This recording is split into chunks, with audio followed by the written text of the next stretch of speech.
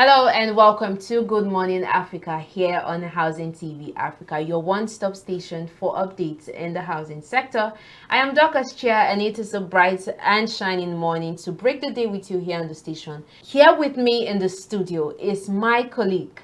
Good morning, Nigeria. Good morning, Africa. I am Mimi Tondu, the co-host on this Good Morning African show. So, Dorcas, Yes, is there any Mimi? good thing today? What's new? Like, what's happening? Yes, before we go to what's new and what's happening, I'd love to say you're looking very good and you're looking very bright Oh, and thank shiny this you. morning. Thank you. You're welcome. You're also looking good. Thank you very much. Ready for the day. Ah! Okay, so back to what we are having for today. What's on our radar this morning is the National Youth Policy. It's Okay. something I feel that individuals, Nigerians need to know about. These things are actually there. There's actually a document and everything. So today we are going to be looking at that, looking at the National Youth Policy, what it entails, what it's all about. But before we ask and answer all your various questions, I'll just love us to go straight and take our charge for the day. And when we return, our guest will be seated here in the studio with us and we shall begin the program. Stay tuned.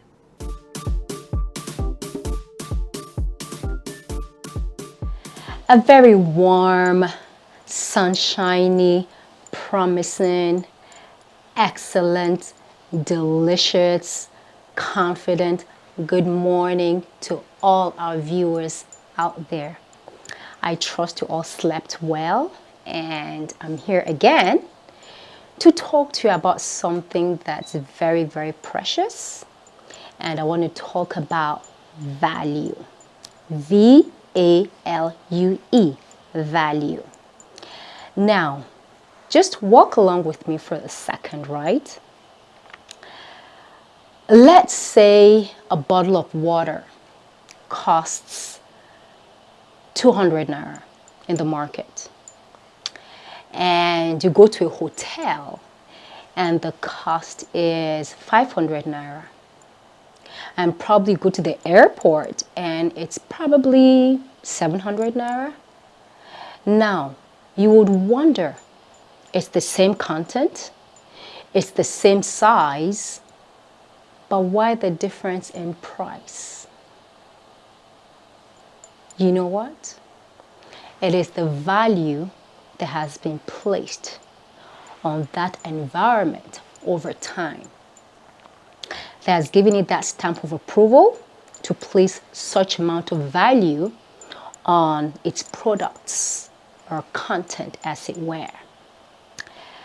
Now, let's bring that closer to home, okay? You, as a human being, full of versatility, full of ideas, full of so much beauty and worth.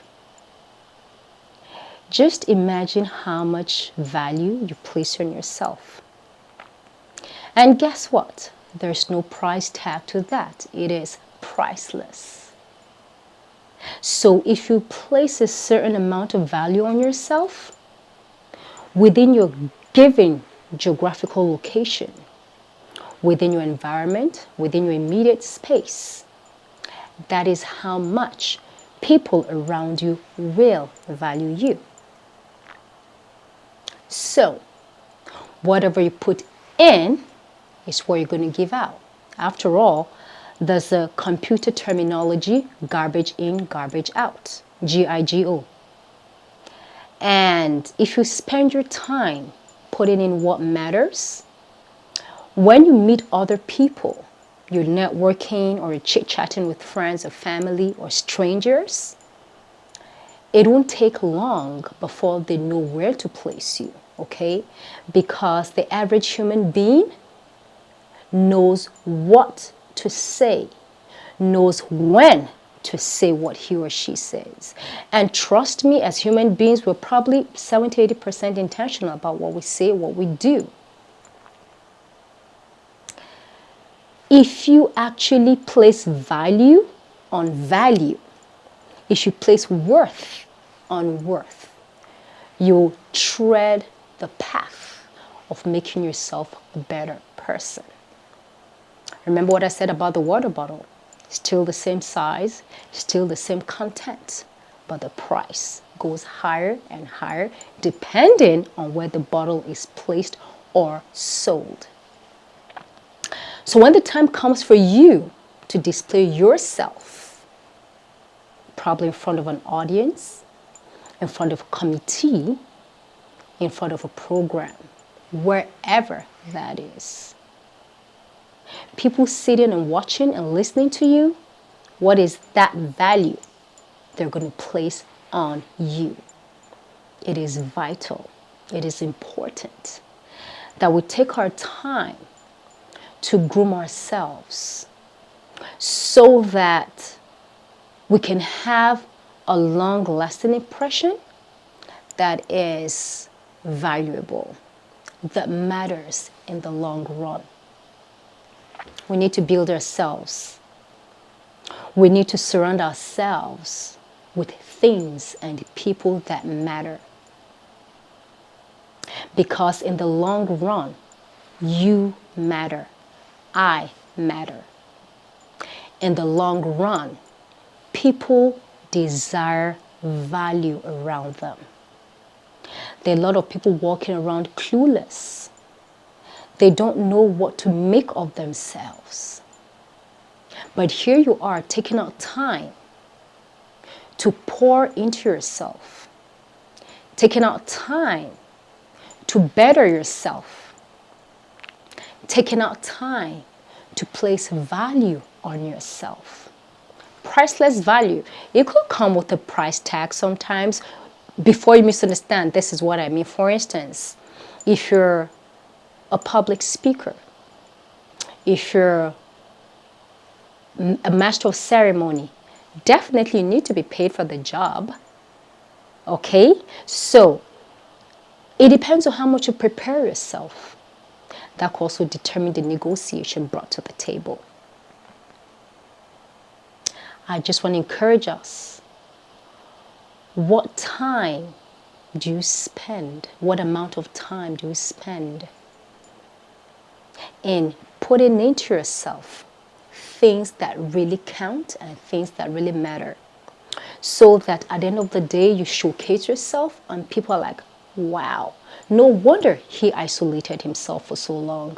No wonder she isolated herself for so long. Because if you want to place value and worth on yourself, you need to be willing to take out time and set yourself apart to build your inner man, to build yourself.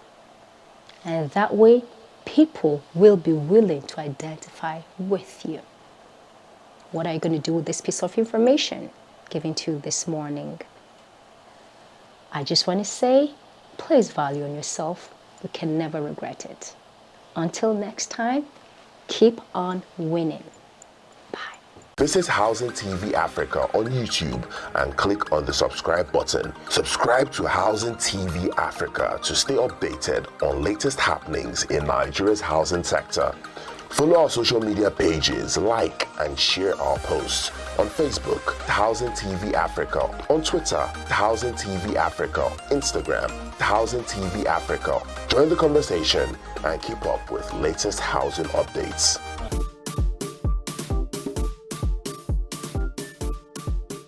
In case you're just joining us, our esteemed viewer, this is Good Morning Africa on Housing TV Africa. We'll be looking at National Youth Policy. Let's take a brief look at what National Youth Policy is. Youths are the backbone of any nation, energetic, innovative, and full of potential. As the largest demographic group in many countries, their aspirations and challenges have a direct impact on national development and global progress. By creating an enabling environment, a well-crafted youth policy ensures that young people are not only beneficiaries but also active contributors to economic growth, peace building, and sustainable development. Effective youth policies are built through inclusive, evidence-based processes that involve young people as partners in shaping the future. To throw more light on the youth policy of Nigeria, we have on the program a human rights activist, a legal practitioner, Prince Ojako. Thank you very much for having me. You're welcome to the program Good Morning Africa. Thank you for having me. It's good to have you here. Thank you. Okay, sir. So, can you please tell us about the youth policy, what it entails, and what does it aim to achieve? All right, thank you very much. Now, the youth policy, as you have rightly said, is to promote the well-being and development of youth. And in order to do that, it stands to enhance the engagement through national development. Of course, there are key aspects which we want to achieve in that kind of policy. One of the aspects is to improve youth development and then participation in achieving United Nations Sustainable Development Goal, which is the SDGs. So you see that it has started all the way far back when this national policy on youth was inculcated between 2019 to 2023, where some of these laws were made. And then there are also target audience. If you look at the target audience, who exactly are youth? Now, according to the statistics, it is on record that the target audience are young men and women between the age of 18 to 35. Wow. So if you are in between the age of this 18 to 35, then see yourself as a youth. And these particular policies are meant to benefit Nigerians within this period. Now, why do we have this particular national youth policy? In a time like this where the not too young to run be stands to encourage the youth, there is nothing like too old to run be. Because if we make a policy for the goose, it's also good for the gander. A lot of people today are still in governance who have no business in politics because they were supposed to be retiring for the youth to take over, because we are tired of hearing that youth are the leaders of tomorrow. And then the same people who have been governors, ministers, and what have you 30 years ago are still in politics. And you are saying that, look, there should be a national policy for youth where youth can be inculcated in so many other areas, including politics, agriculture, civil service, and all of that. You ask yourself again, what are the youth good for? Is it only for thuggery? Is it only for election rigging? Is it only for, watching football, playing gamblings, and then smoking and drinking and doing all sorts of things? No. The youth plays an integral role in building a nation. So if you don't create a policy where this youth can be encouraged to, participate in politics, in governance, and so many other things, how would they achieve the objective of becoming a leader of tomorrow? Youth are currently in the street of FCT because we are having FCT in view. Right now, in government public schools, like the primary school, teachers have been on strike for over 9 weeks. Now, you want to educate the younger generation who are leaders of tomorrow. Even if you are giving them free education, and then the teachers that are supposed to teach them are yet to be paid of their salaries and other emoluments, and the teachers at home, who teaches the children? Is it you and I that already have so many on our table? You see, we are saying that these children need education. In as much as one of the fastest way to develop a nation is through education. The entrepreneurship only exists to augment what education would have done. So it is in failure of education that the entrepreneurship comes to liberate what education would have done. But even if you're doing that entrepreneurship skills and all of that, if you don't have the formal education, you're still not going to extend that entrepreneurship skill, because you need literacy skills and numerical skills in order to, manage your entrepreneurship ability. So what we are saying is that the government have a whole lot to do in order to ensure that the youth are being carried along. The youth must actively participate and engage in governance. As a matter of fact, right now, in the Senate, how many of these youth are between the age of 18 to 35? That are in the Senate. That are already in the Senate or in the House of Reps. Let's take it away from there. How many of these youth within that age limit are governors, are ministers? That is what we are saying. We are saying that, look, a whole lot has to be done. You understand? Because it is the youth. You see, one thing about the youth that we don't understand, in order to ensure that something does not die, you plant it. So in order for governance not to die, in order for development not to die, you implant the youth in the system so that the elderly ones among them can teach them to grow in the job. Yes. Because the elderly ones are definitely going to leave it one day, either you like it or not. Exactly. So the youth will definitely have their place. Yes. But it is how soon before Boko Haram will kill us, herdsmen will kill us. Are you getting the point? Because at the end of the day, the country we live in, we are looking at, okay, fine. How does the youth take their rightful position? How do they have a voice? Now, you are aware that there's a movement before now called the NSAS, which of course the youth say, look, we cannot be victim of police brutality. As a matter of fact, they were worse hit. Not the elderly people were attacked. It was the young people. The young citizens of Nigerians were attacked by their police force who was supposed to protect lives and property. And they are saying, look, because of this, let's get it right. We are going to take our right in our hand. Let's protest. The law is very clear on all of that right. Section 35 down to Section 40, right to peaceful assembly, right to association and all of that. And they came out en masse to protest. What happened to them? Slaughtered, murdered, and killed. In cold blood, broad daylight. You can imagine that. And you are asking that the youth voice has to be loud and clear. In what way? When they come out, you're oppressing them. Today, a young lady cannot go to any of these government agencies to look for a job.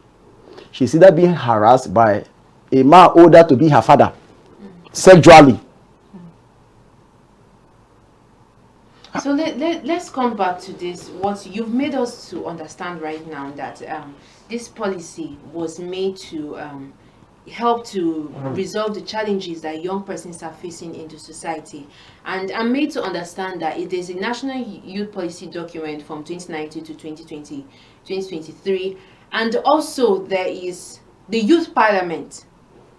I'm not sure, but there's a youth parliament. I know in some states there are youth parliament, and there's a youth parliament that that is formed with young persons there to be able to push forward for things concerning the young persons. So 2 questions now. I want to know what role the youth parliament has to play when it comes to resolving these issues we are having. And also, this national youth policy that has been formulated, has it been effective over time? Is it doing the work that it's supposed to do to be able to solve the issues and the challenges that young persons face in society? Or is just a document that is just there for record's sake?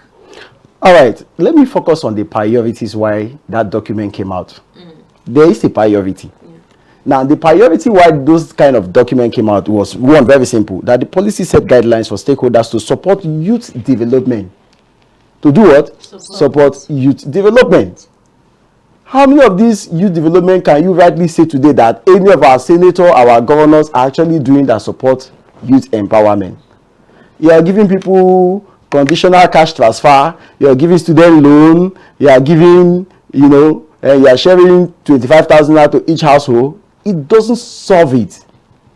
That does not solve the problem at hand. Before I got here, in my community, there are responsible youth who are looking for job. So you see that the problem right now starts with what? Unemployment. Sure. So until you eradicate poverty, until you try to ensure that those that have experienced the 4 years of education, they are already supported in order to be gainfully employed, or those, of course, who did not have the opportunity of, going to school, are being encouraged to, improve on entrepreneurship's ability. So until that happens, you're going to have workable youth roaming the streets, who, of course, you are aware that an idle man is a devil's workshop. He thinks that at the end of the day, if the government fail to, take advantage of the great number of this population. As a matter of fact, 40% of our population of 200 million, 40% range between this number we are talking about, between the age of 17 to 35. So this, of course, has to be harnessed. You go on the street today, you see workable men sitting at home doing nothing. Doing nothing. It is the biggest calamity that awaits us. It's a time bomb. And then urbanization is another issue. People are leaving their villages to come to urban area. in order to look for greener pasture. It's similar to migration. Yes. As a matter of fact, this one is in between. Yes. You understand? There's what they call state-to-state migration. The Japa is. You understand? Japa is a senior level, is a senior brother. I get to the point. And you won't blame them. Everybody wants to be at the place where the grass is greener. Yes. My finding shows that in Abuja, for example, if 10 persons come to Abuja, only 2 goes back. Maybe 1 is here for, whatever reason, to visit and all of that. The other ones believe that the president stays and resides in Abuja. After Asirok is in Abuja. So they leave the villages, the 36 states, and arrive in Abuja, where they assume that the grass is greener to get a job. Some of them, of course, with qualifications, some without qualifications. And in all of it, 2 things are very paramount. Who is going to employ those ones that are passing out from NYC? They believe that it is the government's responsibility to create jobs for them. That even if the government fails to create jobs for them, the government should be able to at least make life worth living for them. But in what area has the government? In other civilized and developed countries, government pays citizens for being a citizen. Who pays you for being a citizen in Nigeria? We even care about you. Either you live or die in this country. There was a video I even watched that I saw that they were paying students in a particular country where the people contributed to build a particular university in that country. I think it's an African country. They were paying students that go to that university money just because you're going to the now university. 5 things we expect the government to do when these policies came out. We expect that for no reason the government should at least take the responsibility of educating every Nigerian on free education, not giving them loan. The student loan is not what other countries do.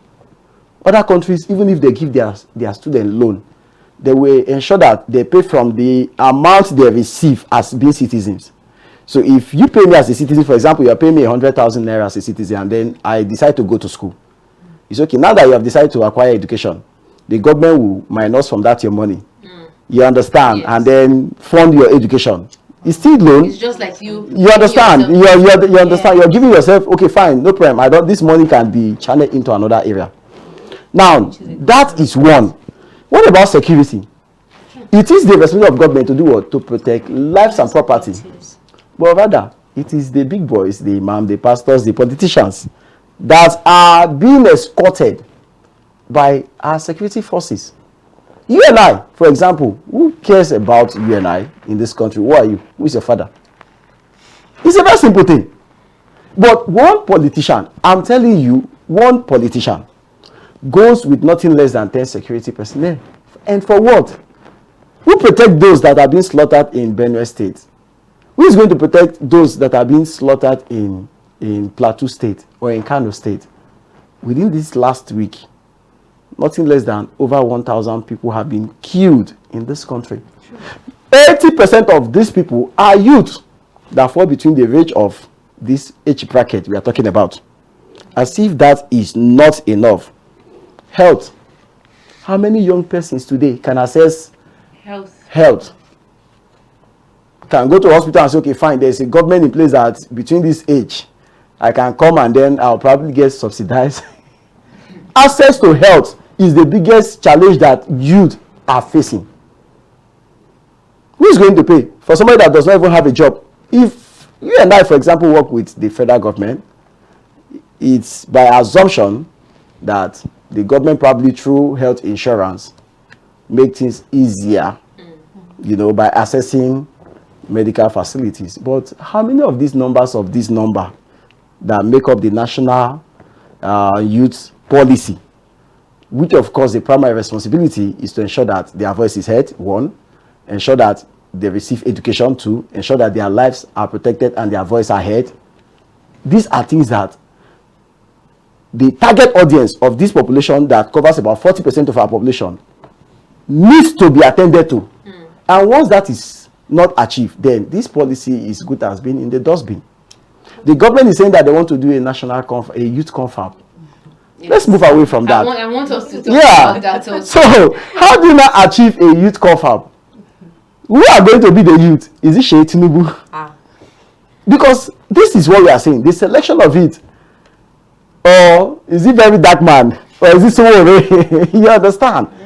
At what modalities are you going to use to gather youth and say, okay, fine, come and speak on behalf of the youth without using those particular ones there? We saw the NAN now. NAN is dead.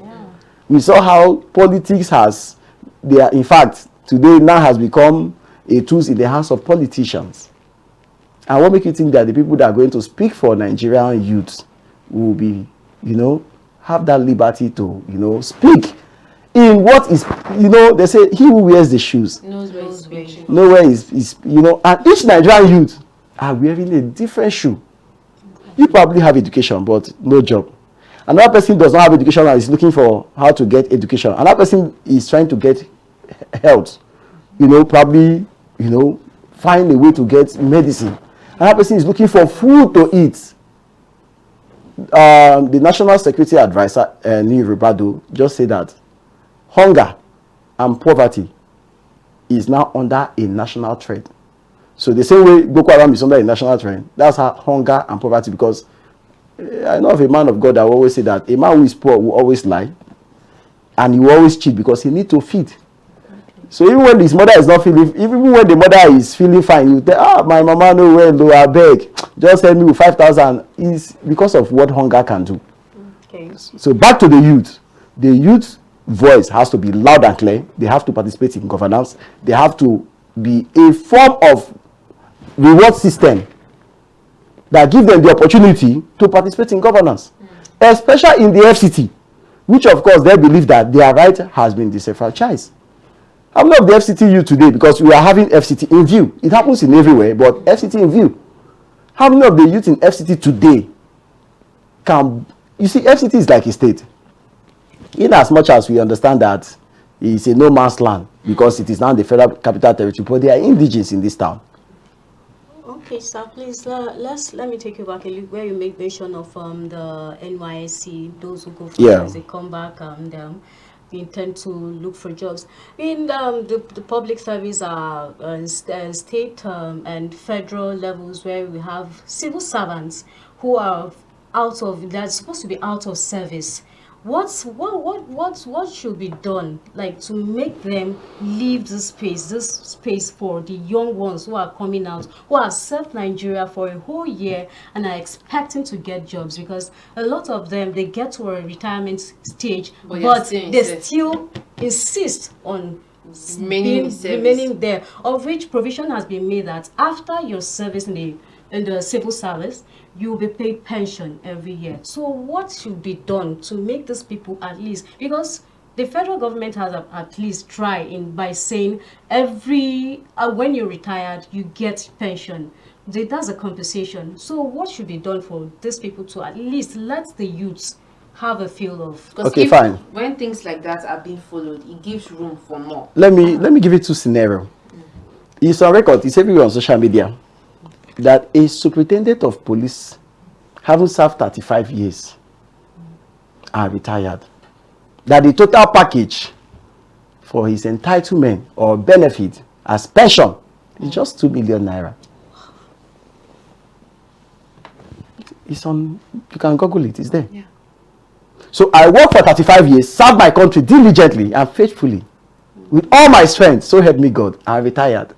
And guess what? He retired since 2023. He said just last week he received his pension of 2 million naira. He didn't believe it. 2 million naira? Why does it have to even take him 3 years before he can get his pension?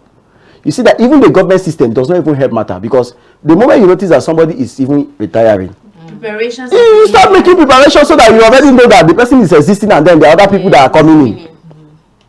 Then let's take it away from there. The current IG of police, according to civil service rule, that once you're 60 years, you have to exit the civil service. You are either retiring by age or by your input in the service of 35 years. Yeah. And the president said, no, I don't want you to go. I still want to make use of you. So I am renewing your tenure. What does the law say? So you see that those in government that are making these policies are not even helping us. And Senate went ahead to confirm him. Instead of objecting that, no, let's follow.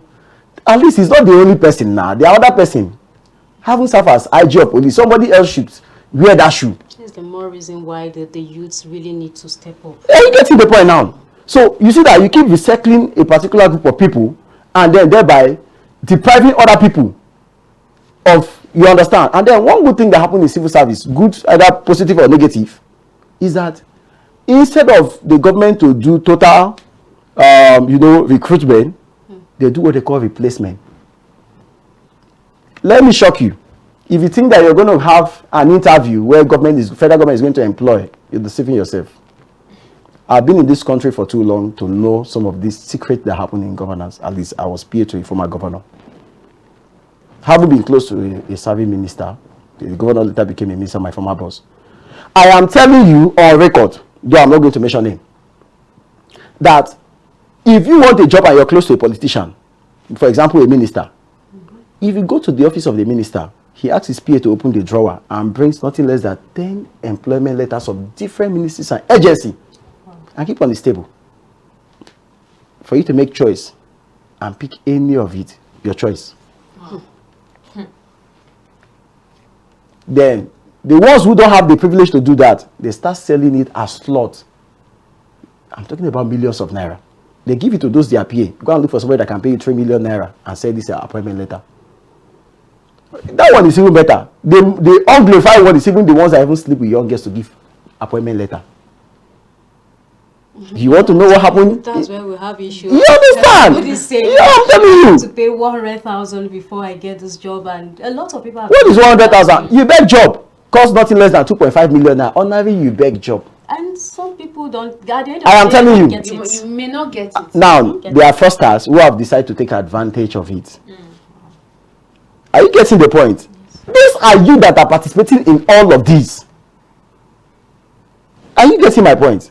The people that are going to recruit are not people that are about to retire, who are about to reach their 60 years, are younger people.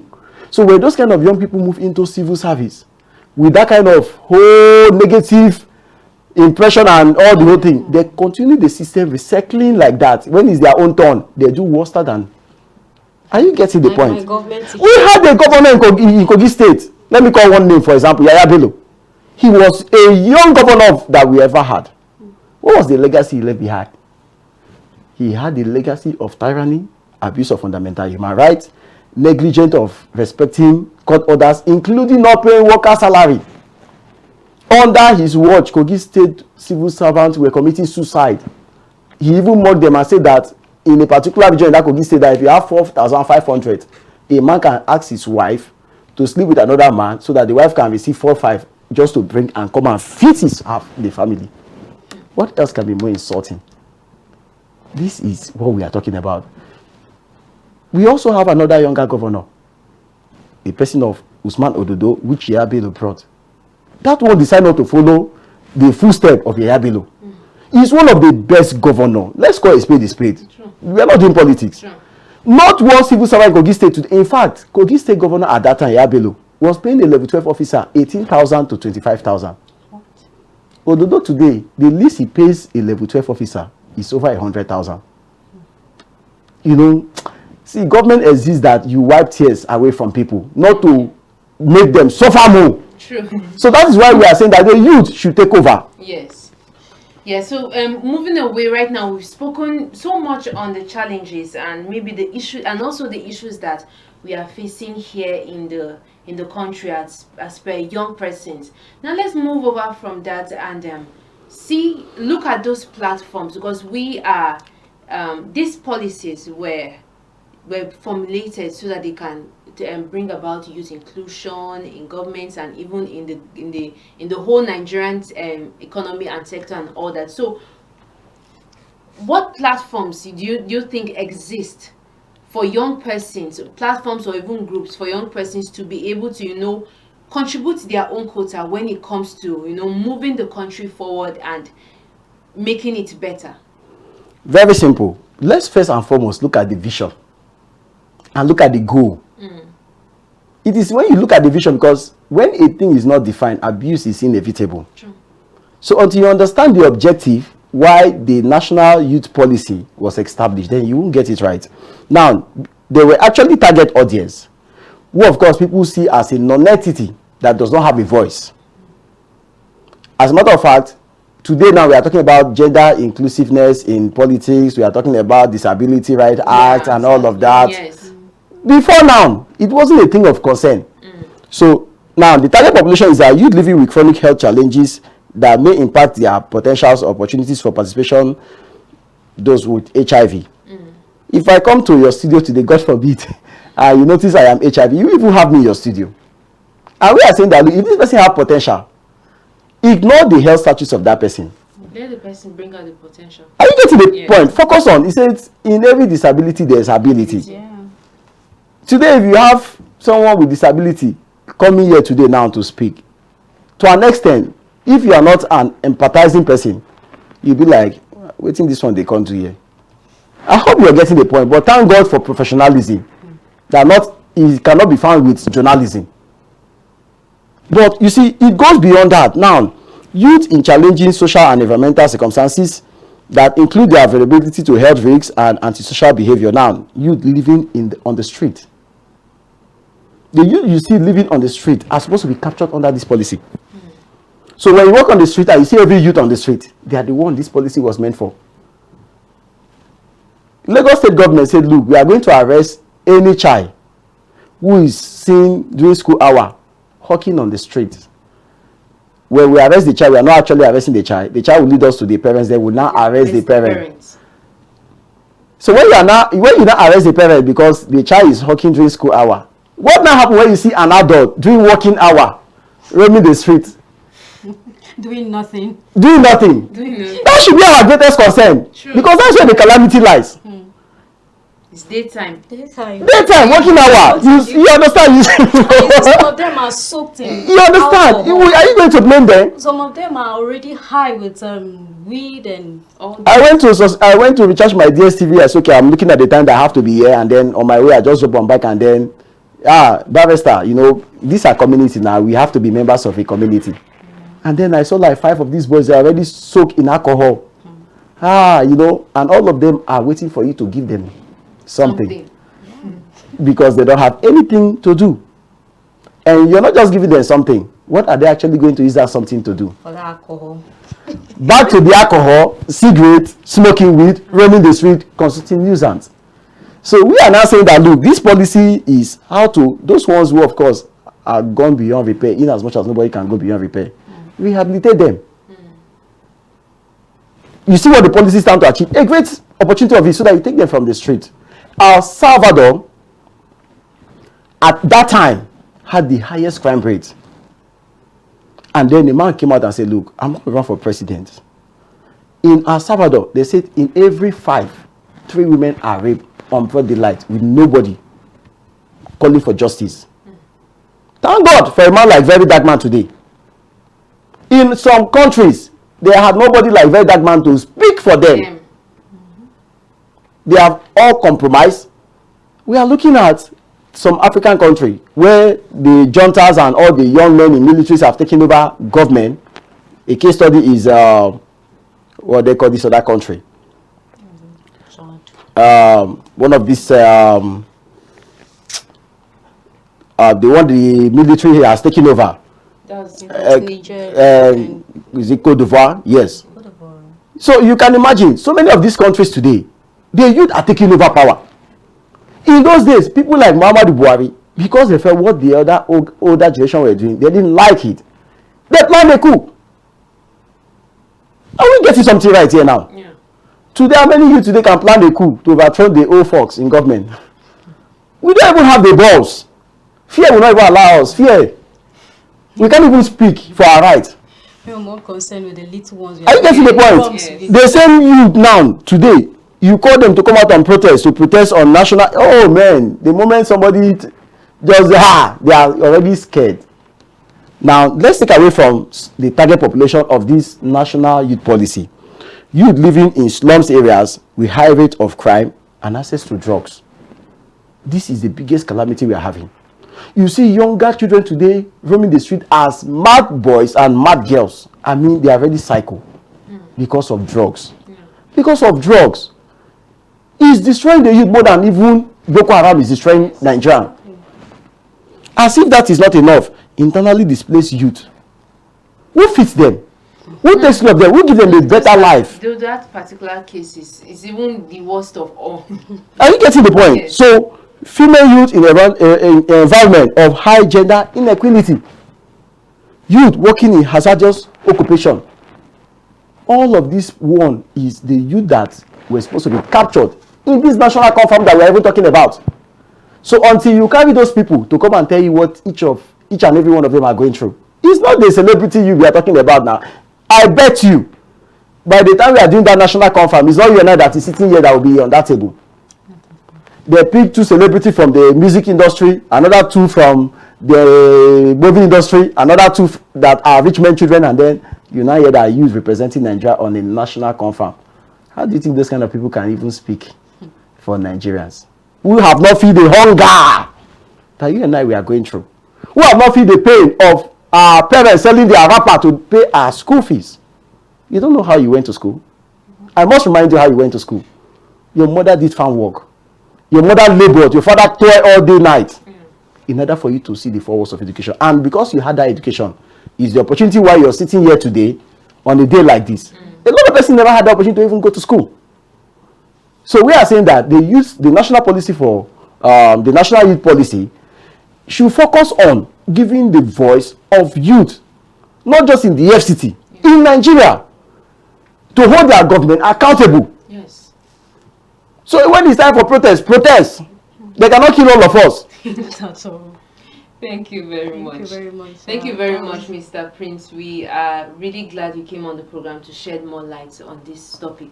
We really appreciate you for your time. You have opened a lot of issues and pointed out a lot of things that can be done to move the society forward, and we are grateful for that. So, but for want of time, this is where we have to, call it a day here on, or call it a morning here on Good Morning Africa. But just like he said, we need these policies to be able to capture the person that is in the trenches, that's in the slums, not just anyone. These policies should reflect the needs of our young persons in the society. Let the government do something about it and not just make a policy just based on theoretical themes, but be very practical about it. So till we come your way tomorrow with another interesting topic here on Good Morning Africa, I remain Dorcas Chia. Don't forget to follow us on all our social media platforms, subscribe to our YouTube channel, and download the Housing TV app on your Google Play Store and Apple Store. Bye for now.